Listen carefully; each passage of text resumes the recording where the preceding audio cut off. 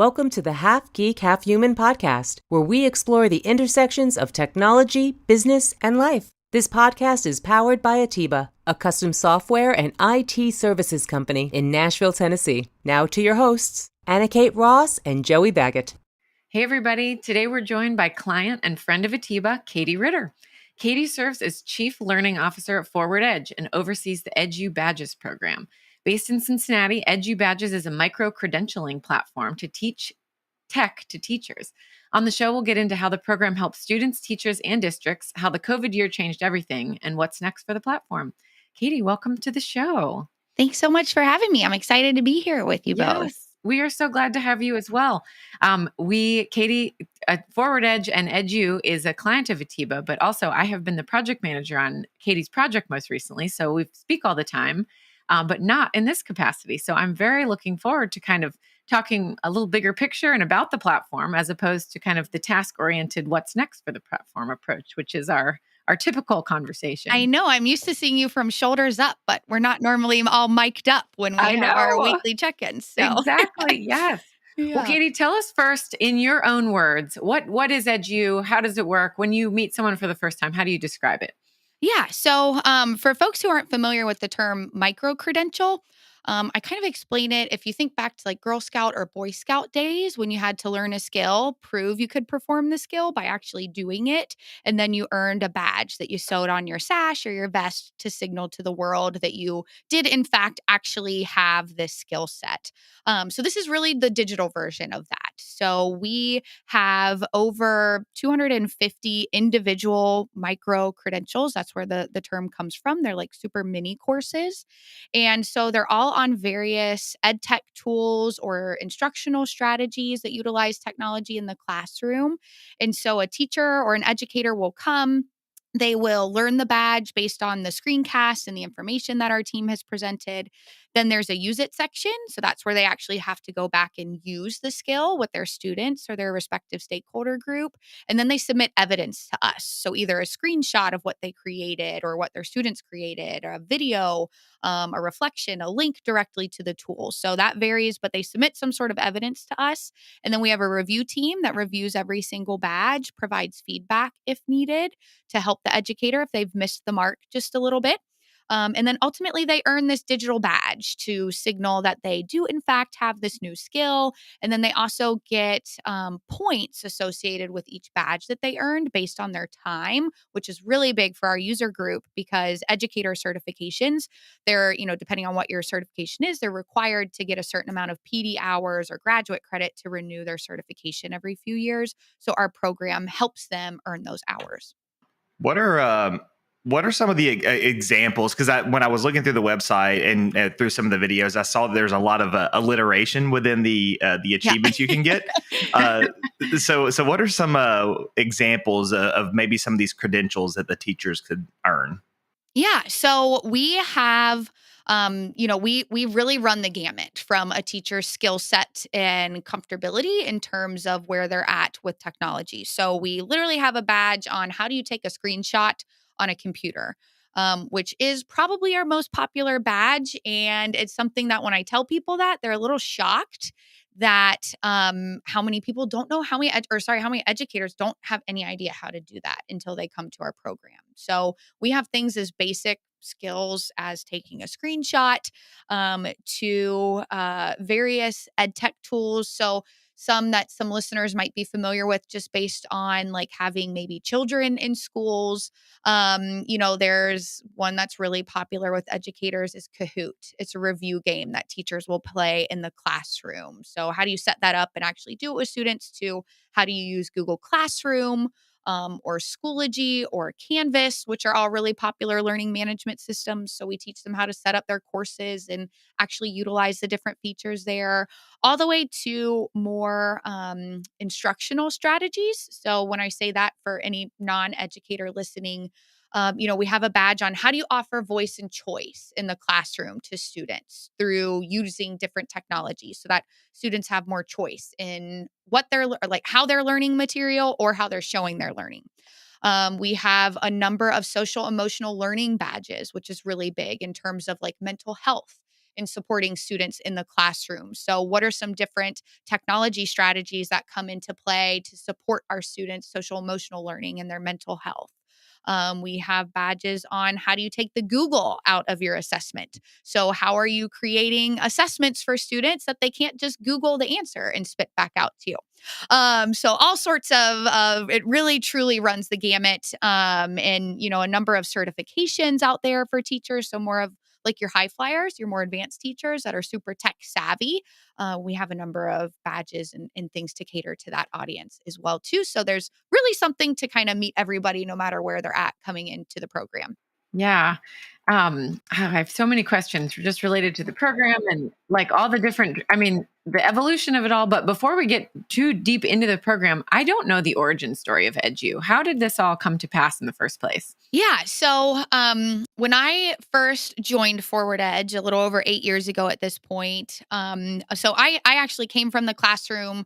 I actually served as a technology coach prior to joining Forward Edge and then even after joining Forward Edge. So that is important to the origin story. So for anyone who doesn't know what a technology coach is in schools, you can kind of think of like an athletic coach, but this is someone who has teaching experience and they work with educators, primarily classroom teachers, to help them use all sorts of technology, whether it's like the AV equipment to software programs to all of the tools that we have in our program.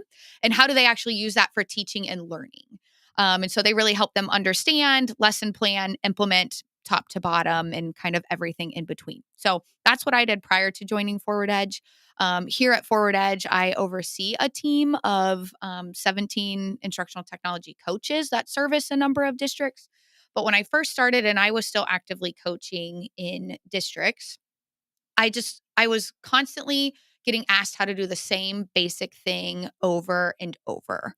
How do I take a screenshot, right? For example, just over and over skills that our teachers really should have, these tools that they were using in the classroom that really fundamentally change the experience for, make the teacher more productive, make them more efficient, provide feedback faster, and then obviously all of the learning opportunities for the students that are just fundamentally changed. And they just didn't know how to use these things. So my time was really being taken up answering very basic questions. And we were never getting into the deep, like transformational use of technology that ultimately is what we want to do when we're using technology for our students. So I was answering the same question over and over, very basic.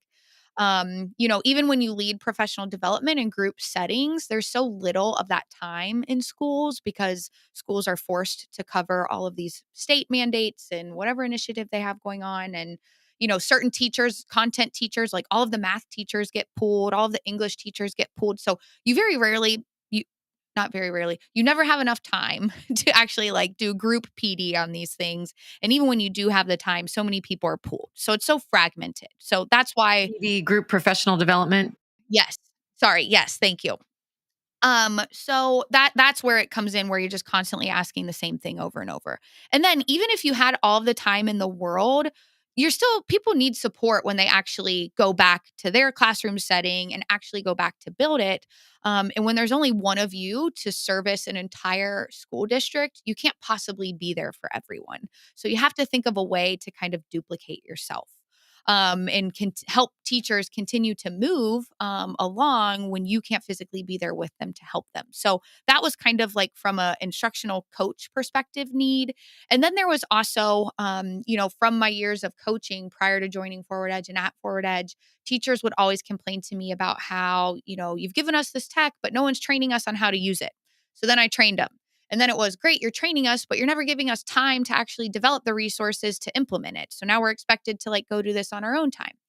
So that's also part of the origin story was how can we give teachers the training and give them back for their time that they spend creating these materials? How do we prove the return on the investment, right? So you could have the best speaker in the world, schools pay lots of money to have speakers come in and present to their teachers.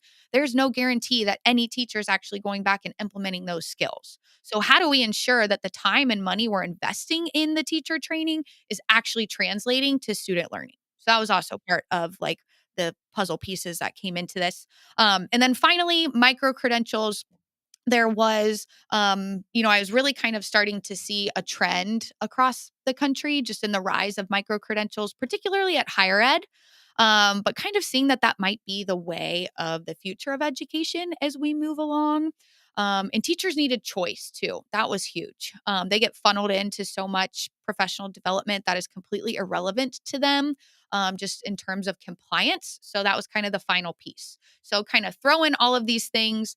And then I was having a conversation with a couple of instructional technology coaches in another state. And they talked about how they implemented this badge program. Their teachers loved it, responded really well, but they couldn't keep up with the time to create new badges, to provide the feedback, to update the badges when all these different websites change their interfaces every 2 to 3 months, and add new features. And so it kind of fell flat because they just couldn't keep up with it. So that was kind of like the final piece that made this aha moment come together for me of, we at Forward Edge provide multiple coaches to a number of school districts. We could create this program, manage it, run it, keep it up to date, divide and conquer the labor on the back end, because it is a lot of labor on the back end. And then our schools that we service could benefit from it. They get access to the learning. They get the benefit of the hours towards their contact renewal. Our districts get to see the ROI. And it was just kind of this like light bulb aha that originally started as it would only be a service provided where we provide a coach. And it has since then, education's such a small world. And so, one district may not have had a Forward Edge coach, but they met with a curriculum director at another district at some offsite meeting and learned about the EdgeU Badges program that their district is using. And so that the word just kind of grew locally first, and people wanted access to the program, but maybe couldn't afford a Forward Edge coach. So we were forced to kind of go to the drawing board and figure out how do we support this program when we don't have a physical person in place. And then that was, the original idea when we created it was 2017, and fast forward to today, 2023, and now it's a multi-state national program. So I love the micro credentialing, and I'll be 100% honest here. So a little bit of my background for you, Katie, is like I'm in sales here, and we work a lot with like a CRM platform called HubSpot, and HubSpot is really good with micro credentialing. And so I just didn't know that's what it was called. But you've added this whole like gamification side of it too, which I think is really interesting because I think even as we get older in life, like we don't realize we still like to play the games, and we still like to have the scores and to know that we can beat other people in the same district. So I guess my question is like, what made you decide to do the gamification piece and actually give people scores to let them compete against each other? Yeah. So it was all around when we thought about how do we motivate teachers to actually utilize this platform. We're constantly, putting our heads together around how do we keep people motivated to use the platform and coming back. So we knew inherently you'd have a good chunk of teachers who were just going to be intrinsically motivated to get better. They wanted to understand, they would want access. So, excuse me. So that's great. You'd have a small chunk. Then we'd have a chunk of teachers who, depending on where they fall with their licensure renewal, they would be motivated by the fact that this was a way that they could get their contact hours to put toward their licensure renewal. So great. They're going to be motivated by that. But then you have this other like good chunk of people who we thought they might be grandfathered in where they don't need contact hours to renew their license. So they're not going to be motivated by that. And they may not understand the point of using technology necessarily, because again, this was all pre-COVID, right? So they may not see value in where technology fits in education. So we had to just kind of think about what's another way that we might be able to pull in a segment of our audience to motivate them. And exactly what you said, Joey, people are motivated by games. They're motivated by competition. We get PE teachers who are in there earning a bunch of badges because they want to be at the top of the leaderboard because they're very competitive. So that the points that they get that equate to like their contact hours at the, kind of the carrot at the very end of the stick, those are the same points that allow them to climb up the leaderboard. They move through different levels. So once they get a certain number of points, they're automatically kind of awarded this new badge, this new level of like, hey, I'm moved from an initiator to an engager now. So it's kind of to help with progress along the way. Additional kind of milestones help as well with those points. But that leaderboard, man, that really motivates a good chunk of teachers who, a little bit to my dismay, I'm like, okay, but you still need to know why you're earning and using these badges with your students, not just like using them to climb up the leaderboard. But yeah, they they enjoy it. They're competitive. Yes, yes. I guess it's a win in the end, but connecting it to the original mission is still important. Well, so how often are you adding new badges? I know you said that you've got lots of instructional coaches working to not only help in the classroom, but I'm sure also develop some of these badges. And I know we've talked about that separately on our project, but how often are you having to update badges, look at new badges to add? Like, what does that process look like? It seems like it would need to happen quite a bit. Yeah, the short answer is constantly. But our commitment to our users is that we publish at least 2 new badges every month. Earlier in the program, it was 4 badges every month, but at this point, we have such a huge library. And once we grew to the number of badges we have, the content updating actually takes up more of the time now. So we had to scale back on brand new badges. But that is important, right? Because there's new tools developed all the time. There's new features to these tools pushed out every time. AI has fundamentally changed so many things that we've had to create a series of badges for. So it is important that we're putting new content out there. So 2 new badges every month at this point. And then we are also reviewing, 2 to 4 badges every month, like going back through just kind of we have a list of our oldest, or most frequent, or I guess least long ago updated badge. I didn't say that very eloquently, but whatever is the like oldest badge that we have in the queue, that's kind of front of the line to be updated. It's kind of recycling and make sure they're constantly being updated and fresh. Yeah. Yes. And then anything that we know of, like for instance, Flipgrid is a really popular tool. If you have kids, your kids have probably used it. They create the video responses, and they can respond with video to each other. So that's a super easy tool for people using the classroom, super popular badge because of that. And so they completely changed their name and their logo last year. And so we had to redo all of our badges because the entire interface was different. So when big things like that happen, we also kind of jump them to the front of the line too. Gotcha. Okay. So the platform started in some form or fashion in 2017. The idea had been trickling along for a while. You were using a website. You had a WordPress site that you were starting to add badges to, managing users. Things are chugging right along, 2018, 2019, and then 2020 hits. And what happened? Well, I'm starting to twitch and, have just like terrible flashbacks. But I started twitching just when you said the WordPress site because Anna Kate, firsthand just like how bad a shape we were in with that bad boy by the time 2020 came around. But so when schools close, because pre-2020, by that time, a number of schools were, they would claim to be one-to-one, and they were in fact, one device to one student. Okay. But so many teachers really weren't, so many schools had a learning management system like a Google Classroom, a Schoology, a Canvas, a Blackboard, a whatever. But teachers weren't necessarily using it, and they weren't using it well, and they were using the bare minimum features. So there was still so many teachers who just really weren't using technology. And when schools closed, that exacerbated the divide between students who were getting an educational experience with teachers who understood how to use technology effectively and students who weren't. And in the education space, we call that the digital use divide, right? It used to be like who has a device, who has the internet at home, the digital divide. COVID also made us realize that although we thought we were a lot further, we still weren't quite as far along with, internet access at home for kiddos, and a lot of teachers in rural areas as well. But the COVID just exacerbated that digital use divide and the teachers who know how to use technology and who don't, which then sent a lot of administrators into just complete panics, right? You still have to educate the kids at home.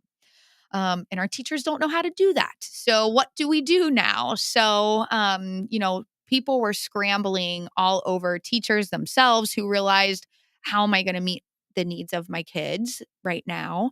Um, Administrators recognizing that. And our solution was a great solution, right? It's all online. They can do it anytime, anywhere. We didn't have to recreate the wheel. It was already accessible online from anywhere. So, it was a flood of users to use this program as a response to get teachers up to speed really quickly to be able to serve students for the remainder of the school year. So March, I imagine, let's just say it was March, but let's just say you guys are probably figuring out for your own team, are we going into the office? Are we not? You have conferences coming out. I'm sure thinking about your own like day-to-day lives. There was so much fear and panic at that time.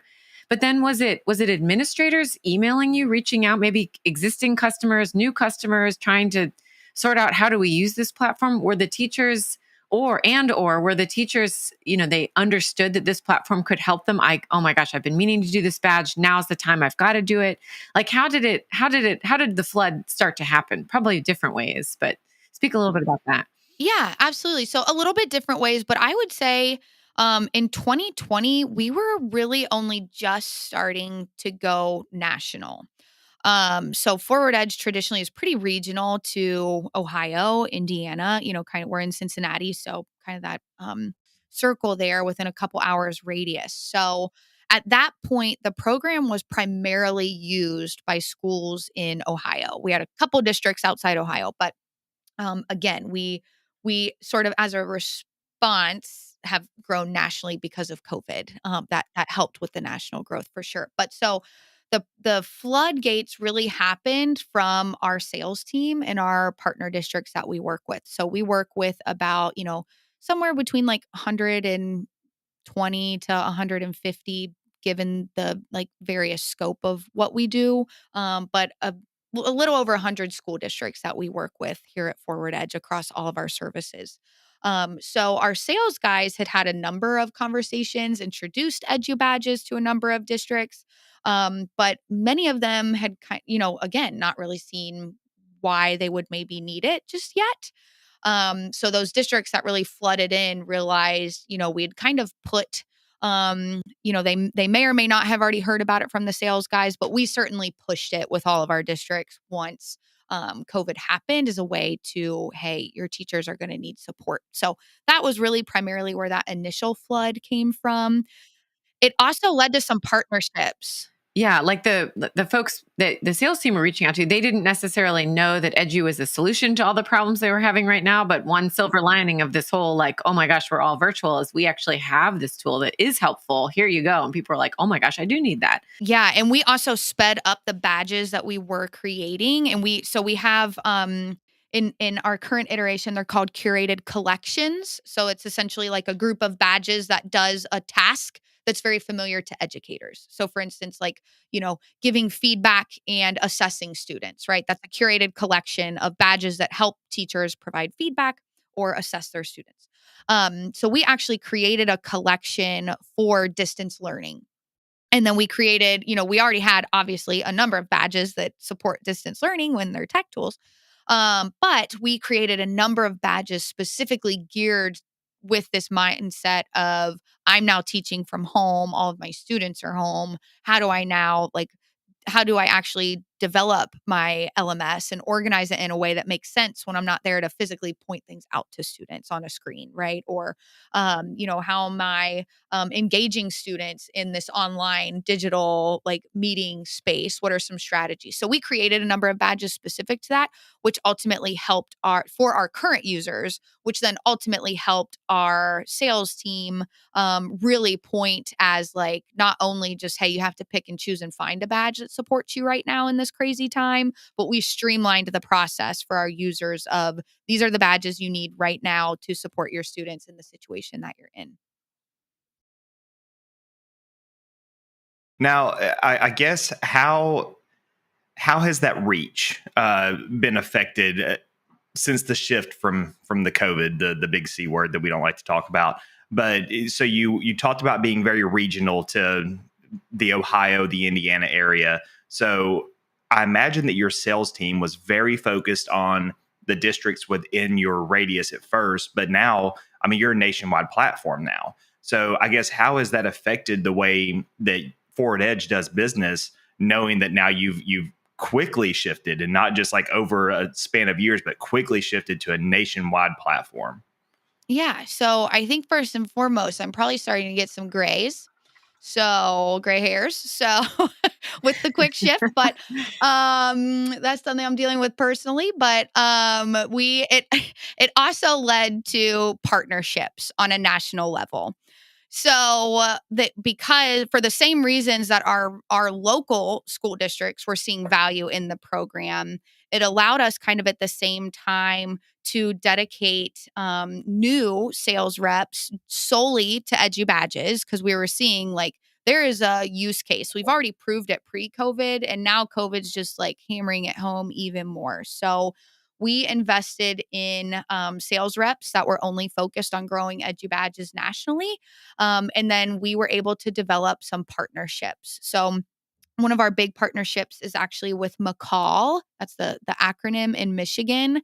They are like the EdTech professional organization for educators in Michigan. Certain states have really specific requirements on where their teachers can earn those hours for their licensure renewal. And it has to be like a state department approved, sanctioned organization that can issue hours. So for that reason, that like creates a roadblock for us because that's a big like carrot at the end of the stick to make people want to purchase our program for their teachers. So, like for Michigan, Michigan is one of those. They have to have very specific state approved hours. So we then reached out, long story short, partnered with McCall. And now, McCall essentially issues Michigan educators their hours on our behalf so that the state will accept them for renewal. So, for the same reasons that our district saw value in the program, when we engaged in that conversation with McCall, they knew that their educators across the state of Michigan were in the same exact place that our teachers were here in Ohio and everywhere across the world. And so they saw value in it. So it also that's a big way that has helped us grow on a national level is those partnerships. Another thing that we invested in, and I believe it was in 2020. It was either at the end of 2019, and so we got it right before schools closed in 2020. Or it was right around that time. But anyway, the really the go-to organization in the U.S. nationally and pretty internationally too, is called ISTE, the International Society for Technology and Education. And they are really the go-to professional ed tech organization for, education all the way through higher ed. And they have a set of standards for students, educators, instructional technology coaches, education leaders, and computer science teachers. So, with those set of standards, they have a rigorous evaluation process for software programs, training programs, whether it's used for students or educators or any of the stakeholder groups. And so we applied and went through the very rigorous process for EdgeU Badges, where a committee from ISTE reviewed every single badge that we had at the time. And they ultimately deemed it that if you were trying to help your educators like achieve these ISTE educator standards, which is really just like good teaching where we're at right now, utilizes technology effectively for instruction. And so we ultimately were awarded the seal of alignment for the educator standards. And we have since then gotten it renewed, and there's even further alignment with their standards now. And so that was also really huge for us because, to the exact point of who's Little Forward Edge, this regional Cincinnati company, we didn't have any name recognition nationally. So that was really important to me that we achieved that seal of alignment because it really added this national, immediately recognizable with the name ISTE, credibility and name recognition to our program. And so that was also really big in supporting our growth. And then we've been doing a lot of traveling with conferences once they kicked back up in person as well, too. So that's helped tremendously as well. Yeah, you guys have come so far. I mean, I knew some of this origin story, but I mean, just to connect it with the work we've done for you guys, moving from the WordPress site to a custom software application, like hearing how you've grown and bloomed and expanded and the number of users in there now, it all makes so much more sense. I mean, you needed that. You had to, this WordPress site was very impressive. I mean, I've got to say, for what it was doing, for all like the bells and whistles that were kind of tacked on and bolted on to make all of this work, you guys were doing a lot. I appreciate that. I did a lot of the WordPress site, but I also have to give a ton of credit to my colleague, Michael Roush, who like really helped with a lot of the WordPress coding. But yeah, I mean, between myself and Michael, we pretty much built that bad boy, and then we pieced it together. It was held together with band-aids by the time we came to you all with the SOS Yes. flag. But yeah, I mean, I can't say enough about Atiba and the work that you all have done with us from the very beginning, supporting WordPress to ultimately moving forward to developing this new platform. You all have just been absolutely wonderful. Well, thank you. It's been super fun to see the trajectory and the evolution of it all.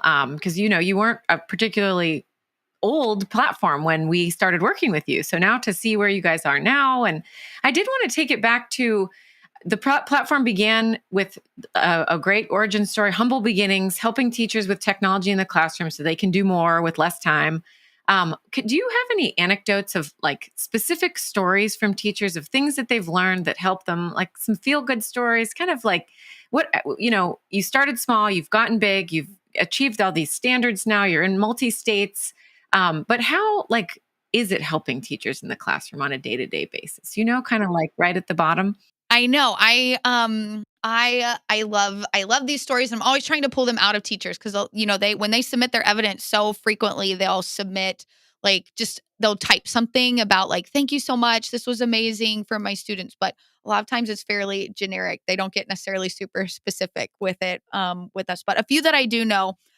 First, I'll give a shout out to Jill Du Bois. Jill actually works for us full time now for the EdgeU Badges program, reviewing badges and providing feedback. But she actually started. She lives in Florida, so she was our first school. She was a teacher with our first school in Florida that came on board, and she had been teaching for 20 years, second grade. And she was not a tech savvy person. I mean, to this day, she'll still tell you, like, she is not a tech savvy person. She's a great troubleshooter and problem solver because she figures it out at this point. But when she first started in the program, she was not really using technology very much with her second graders. And it just fundamentally and completely changed her teaching her last couple of years before she ultimately decided to leave teaching, and she, joined EdgeU Badges full time now. But one of the great things that she did that she learned from the program is a tool called Book Creator. And essentially, long story short, you create digital books and you can embed multimedia, video, text, images, audio, all sorts of stuff into Book Creator. And they're digital books that you can share. And so she did Book Creator, learned about it, and, did it with her students as a kind of all group activity. And then ultimately grew into, that was what she started using for her students when they would be done with, whatever their center, their station, or their work. It was, okay, you can, Book Creator was one of ultimately many choices she gave them that were different tech things she had learned in the program. But Book Creator was one of those choices that she gave her second graders. Like, when you finish your work, you can go work on your book creators. And the students got to make up their own books, right? It wasn't like we're all creating books on the water cycle. It was, you get to create a book on whatever you're passionate about, whatever you're interested in. That was school appropriate, of course. But second graders generally aren't too inappropriate. But Generally speaking, right? Yeah, generally speaking. And she noticed one day that her library was full because these kids were like working and creating so many books, not only in class when they were done, but they started working on them from home. So that was just like kind of this amazing thing to hear about, just sparking all of this joy for learning and creating in these students. And, they were doing research on their topics that they were creating. And, one little kiddo made a book all about like the ocean. He was fascinated with the ocean. So he was doing research on the ocean and just like, so that was really awesome. Less like feel good because it's not second graders, but still a really cool story. We had a high school teacher who did the very basic Google Drive badge, which covers a lot of just organization and kind of quick navigation tips in Google Drive. And a big misconception is that young people, whether it's teachers entering the profession or our students, are super tech savvy. They've grown up with technology, so they're super tech savvy. And the misconception is like, yes, they pick it up quickly and they might know how to look on social media or watch a YouTube video, but they don't know how to use technology for academic and professional purposes. So that's where these high school kids were, is that they, everything's in Google Drive, but they don't know how to organize it, how to navigate it, how to find things quickly. So it's sort of just kind of put a magnifying glass on their already not so great organizational skills, as many high schoolers have not yet developed. But so this teacher learned the Google Drive badge, realized our kids need this information, and the counselors ended up having him teach that information that he learned from our badge to every single kid in the high school. So Oh they my kind of started gosh. grounding them through, and bringing them through. So that impacted, that one super basic badge impacted an entire building of high school students, which was pretty awesome. And then, That is really cool. And Yeah. actually, I just listened. This is a great time to plug the podcast that you guys have. thanks. So this is the Restart Recharge podcast, which is a podcast for educational coaches by educational coaches, right? Yes. And I just listened to your Tech with Littles episode, and that was such a prime. I can just so much of that episode was talking about how we just assume these kids, quote unquote kids, they know so much about technology. You don't have to teach them anything, but like what you're saying with Google Drive with these high school students, if you don't know about kind of these basics fundamentals, you can't really do anything. And in that episode, I thought it was so interesting how you were talking about, these kids, they don't know their letters. They can't read, how are you, they can't like log in, they gotta like, how do you turn the thing on and how do you start from the beginning? And I think as people not working in the ed tech space, it's really easy to overlook all of that.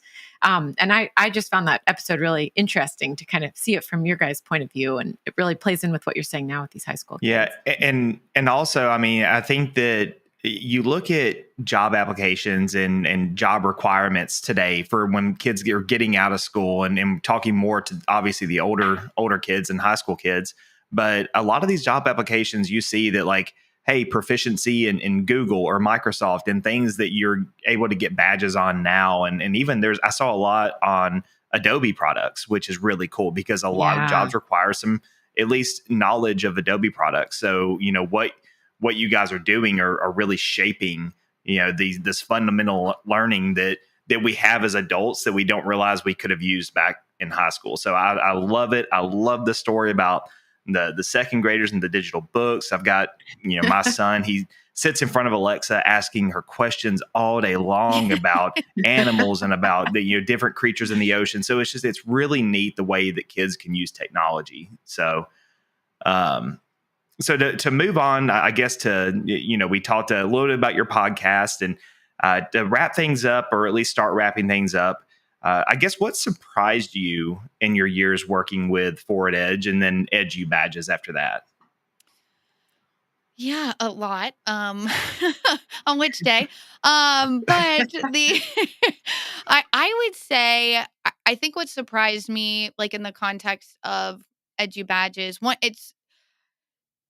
is like how much it is impacting teachers in schools. It just warms my heart. I'm a sappy person, so I cry pretty easy, but like I like cry sometimes when I hear these stories and see this unsolicited feedback that our users send us about how much it is, they've been teaching for over 20 years, and we're making them feel relevant again and supported, and we're re-energizing them and making them excited about what they can do with their kids again, and how we're finally making PD relevant to them, and through giving them choice, and just how many opportunities we're opening for their students because they never would have known about it if it weren't for our program. So that in and of itself just kind of surprises me about like how much it is helping.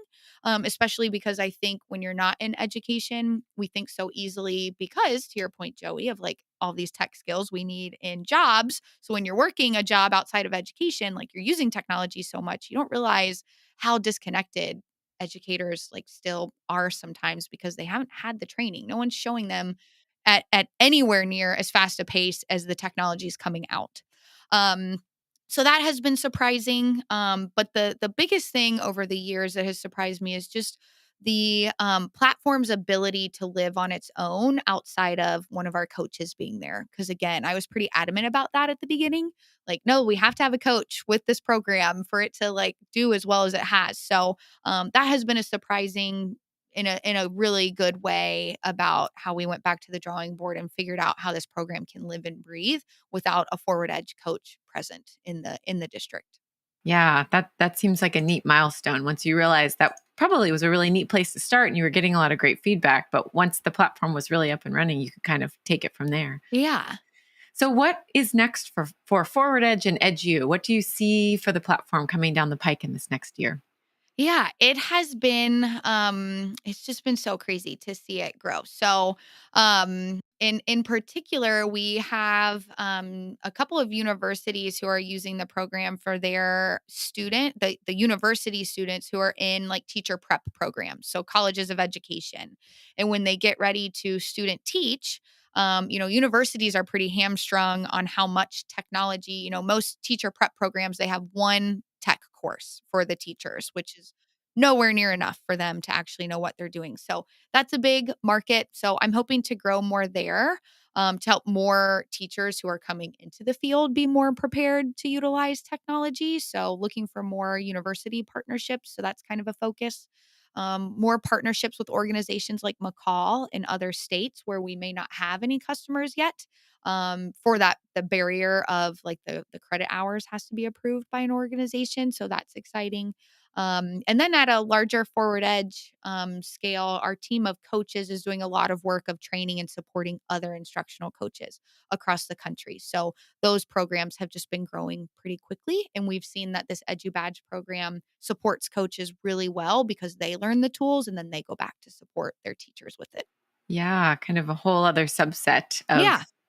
A different target audience for you guys, but to still distill your mission down. Well, Katie, this has been so wonderful. I feel like we could go on and on, but at this point, I think we've covered the basics. Thank you so much for joining us today. We really appreciate you taking the time. Yeah. Thank you so much. Thanks for listening to this episode of the Half Geek Half Human podcast. Make sure to follow the Half Geek Half Human podcast on YouTube, Facebook, Instagram, Twitter, and LinkedIn. We'll see you next time. You've been listening to Half Geek Half Human.